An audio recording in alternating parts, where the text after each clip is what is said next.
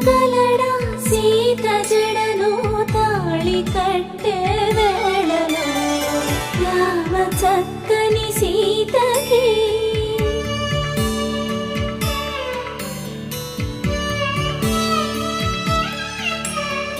ఎర్ర జాబిలి చేయి రాముడేడని అడుగుతుంటే